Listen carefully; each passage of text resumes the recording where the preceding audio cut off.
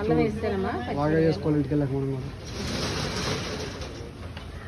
ఉప్పు, కారం, అల్లం పేస్టు, పచ్చిమిరపకాయలు, కరివేపాకు, కొత్తిమీర కలిపేస్తున్నాను. అందుకే